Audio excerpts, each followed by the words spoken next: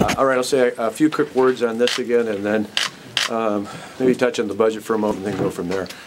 First off, again, I want to thank Sheriff Clark and the men and women of the Milwaukee County Sheriff's Office for hosting us here today, and for all the men and women involved in law enforcement from across the state of Wisconsin. Obviously, both bills are important, but particularly the bill that I just signed that now makes it the law that off-duty law enforcement who are certified retirees as well as qualified out-of-state law enforcement now have an ability to carry. It was something that was an inadvertent error in part in the concealed carry legislation. This allows us to correct that going forward. I think it's appropriate for people who've been trained and who we depend on to protect and serve. It gives us one more opportunity for them to be able to serve if, God forbid, there's a challenging circumstance when they're in a school or around a school area. And secondly, as I mentioned, on the 48 hours, it's very simple. This just allows Wisconsin's law to catch up with the 21st century. This is something where today there's a national instant criminal background check system that enables us to get instant information about whether or not someone's eligible to possess a handgun. The 48 hours was at a time when you didn't have that. Like I said, I was 8 back when this law went into effect. The country was celebrating its bicentennial. Gerald Ford was the president. A lot has changed since then, and it's time for us to catch up. And in this case, we'll be aligned now with 40 other states across the country who have a similar law in place, and we just think it makes sense going forward. Aside from these two bills, I'm optimistic. I was just talking with the Senate Majority Leader and the Speaker a day ago. Obviously, I've talked to some lawmakers here, but I think in the next few days we're likely to see the framework of a budget deal come together, something I believe that can get through the Joint Finance Committee, and then I believe the Senate and the Assembly both will be in a good position to act quickly on that. Obviously, the end of the fiscal year is June 30th, but just to put this in perspective, since 1983, there have only been 3 budgets signed by June 30th. 2 of them were mine, and so while I'd certainly like to have it by then, the reality is that there's an awful lot of hysteria going on in the Capitol, at least in the media and from some of our opponents, acting like this is something where we're going to shut the government down like we do at the federal level. It doesn't happen. If July 1 comes and there's still not a budget signed into law, the state continues. Unlike the federal government, we continue to operate. We just operate off the current base. And so we're perfectly fine, as we have many a time in the past. Where it gets to be a concern is, as it has several times in the past in recent history, if it goes into the fall. I have no reason to believe that even if it takes a few days into July, it won't happen into early into July, which still puts us far ahead of the signing that we've had throughout the past couple decades. And so we're in good shape going forward. Obviously, as we've talked about before, a couple of the big issues are transportation. I respect the fact that there have been some in the legislature in both parties who want to see a gas tax or a vehicle registration fee. I made a firm commitment throughout the campaign that without an offsetting tax cut somewhere else that was the same or bigger, that I couldn't support a gas tax or a vehicle registration fee. And so I think the sentiment is that there needs to be a balance of some sort of reduction. I think the number is still in play. And the big question right now, I think, between the Assembly and the Senate is if that number is going to be reduced from what we proposed in the budget. Does that cut include the zoo interchange, or is it spread throughout the rest of the state? And that's still part of the debate. I can understand. I love going to areas of the state that are outside the Milwaukee area. I've worked with a lot of folks from those areas. I feel passionately about making sure they've got a good transportation and infrastructure system there. But obviously I equally have a concern about the zoo interchange, not because it's in the Milwaukee area, but because it handles the vast majority, the largest portion of any interchange in the state. And it doesn't just affect commerce here. It affects places like De Pere and Green Bay, where Schneider International is at, and others that go through this interchange and depend on it for commerce all across the state of Wisconsin. So it affects manufacturers, it affects farmers, it affects people all across the state of Wisconsin. And obviously it would set us up for a very difficult balancing act if it wasn't enough to let the next series of lets out. So there can be other things that can be done to address future cost that make sure there's dollars outstate. But that's probably one of the last big remaining parts. And I think we're close to getting an agreement on that. And again, whether or not I sign it by June 30th or it happens shortly thereafter, I think we're in good position. Governor, there are some who have questioned the timing of signing these bills, not necessarily signing them, but signing them a week after Charleston, and doing it in such a public manner. What's your response to that? Well, as a sheriff knows, sheriff actually tweeted this, I think, back on June 11th that I was going to be here. So this isn't something we just did. This has been done in advance. You know, I like getting out. I think it's important to get out. And if we had pulled back on this, I think it would have given people the erroneous opinion that what we signed into law today had anything to do with what happened in Charleston. I think actually nationally it's unfortunate that that more of the attention about what happened in Charleston isn't in two areas that it really needs to be. One, we should be talking about the victims and their families and their fellow parishioners, the people who were terrorized in their own church in the middle of a Bible study. As I said hours after learning about this, I said again over the weekend, I said again on Monday, this has just been an outrage to think that something like this could happen.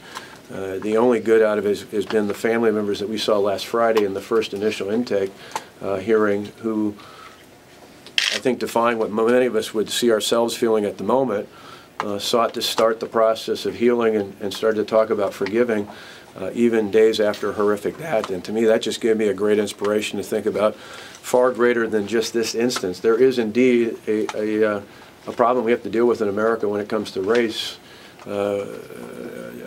both in perception and reality, and we've got to find ways to deal with it. And I think the family members that spoke out on Friday that talked about taking the next step towards reconciliation really, I think, were an example to us all about how to be positive about that. So I think we need to spend, I mean, for goodness sakes, these people have just in the process of burying their dead.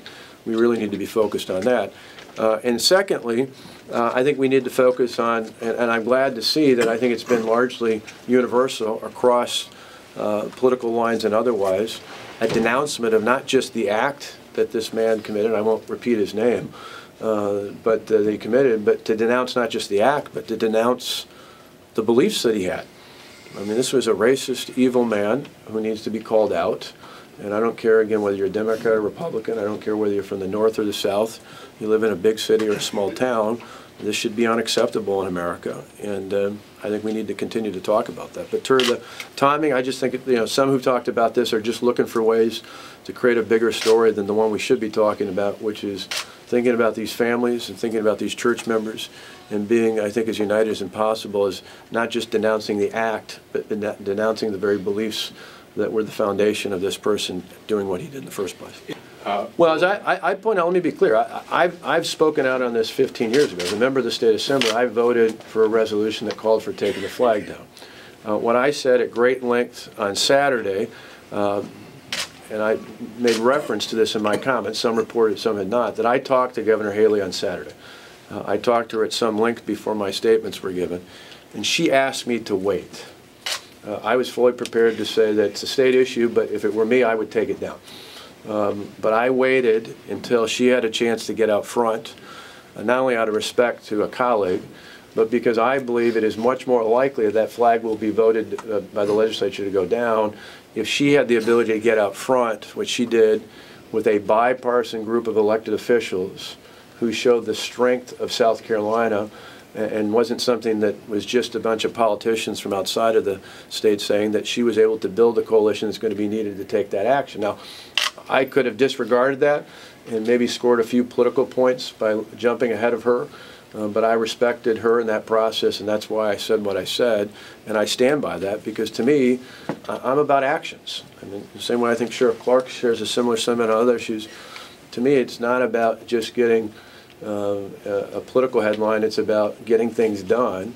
And I think listening to her request put her in a better position to get things done to be able to take that flag down. And that's why literally moments after she announced it, I released my statement, my tweet and post supporting her for doing it. Well, what about those who say that getting rid of the waiting period that's been around for 40 years makes it easier to get guns quicker and point to the fact that 48 hours could be a cooling off period for some? I'd say show me the stories in the 40 states across America that don't have this, that would show that there's a pattern to that theory out there. It's just not there.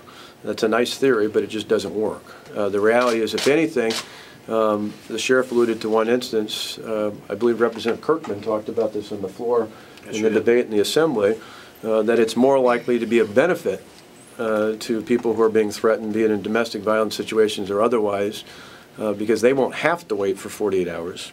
One of the most dangerous times for a domestic violence victim is in the first few days after they seek to take action to leave the perpetrator of that domestic violence.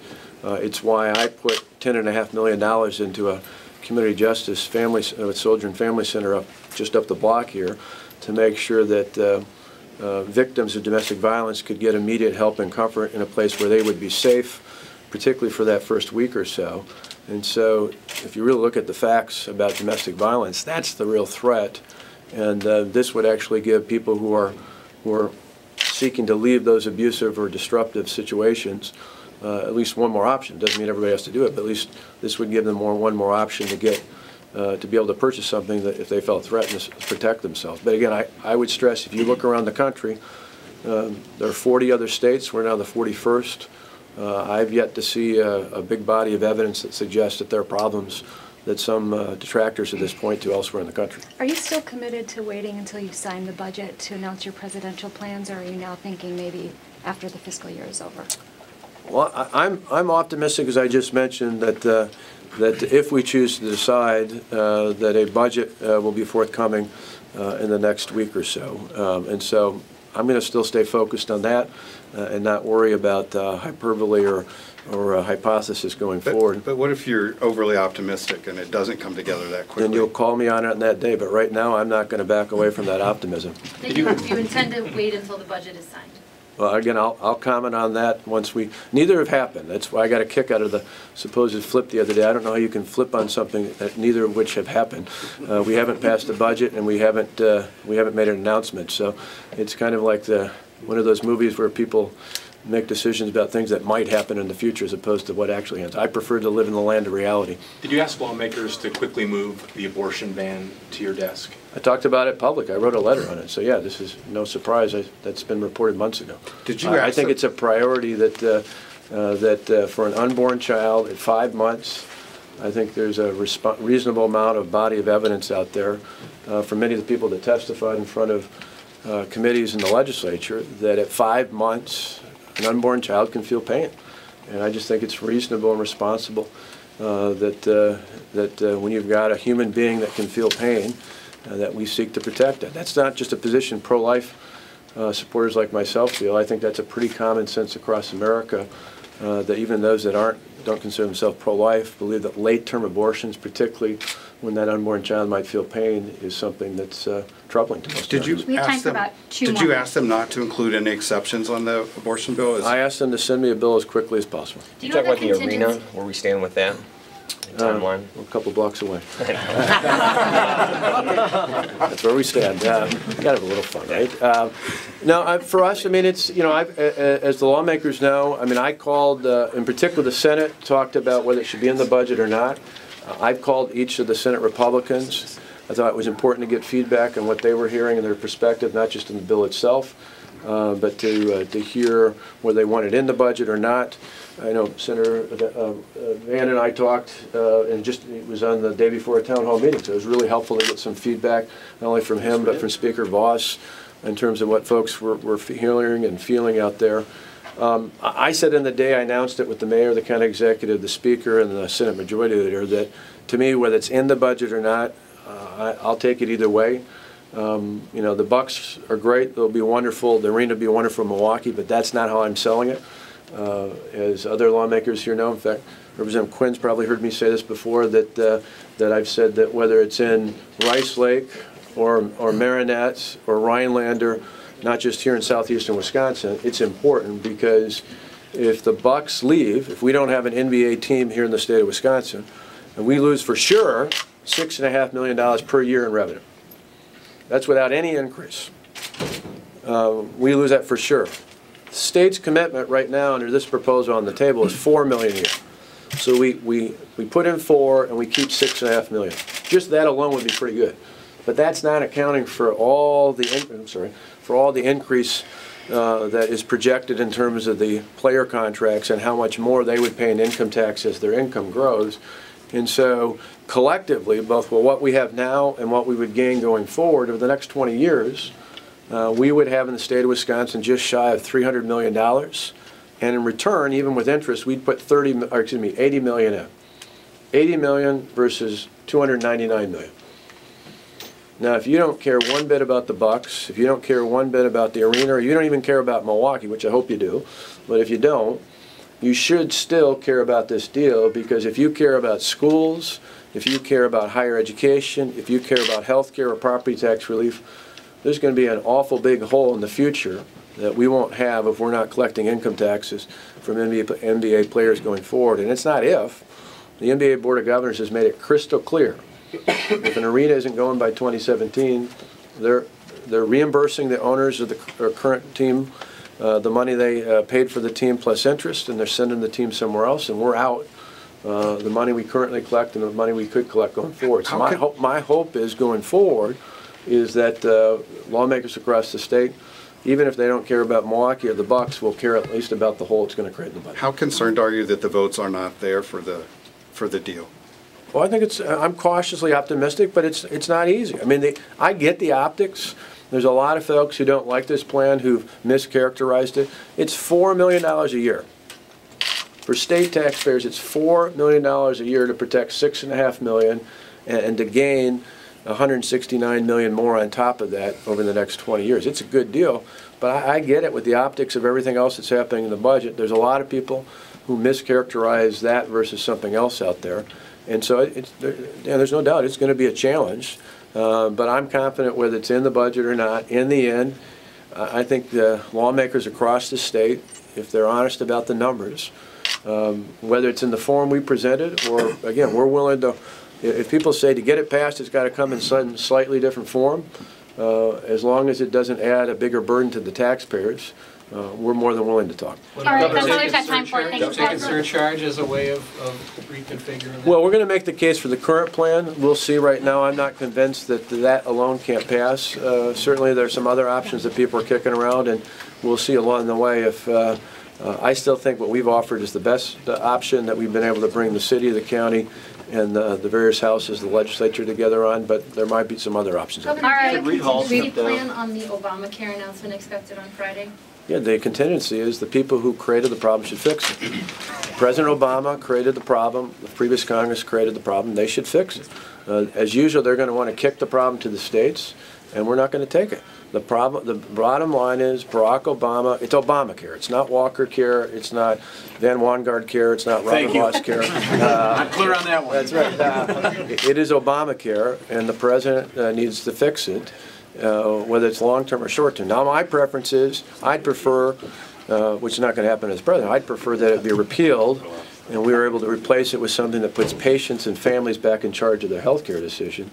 But in the short term, they need to, excuse me, if not an outright repeal, find some way to delay the impact. But the bottom line is they need to fix it. But will you step in if Wisconsinites are going to get kicked off? We fixed it once before. We fixed it at the beginning of last year, where we delayed implementation of our reforms. But again, this is a federal problem. So what do you? All right, that's all we've got time for. 4,000 people that would I say lose they their should subsidy. contact the president. They should call the White House. They should contact Senator Baldwin. They should contact Senator Johnson. They should contact the member of Congress and say, stop blaming people that didn't create the problem. You're at the federal government. Step up. Start leading. Fix the problem you created. All right, that's all we've got time for. Do you think you need new leadership at WEDC?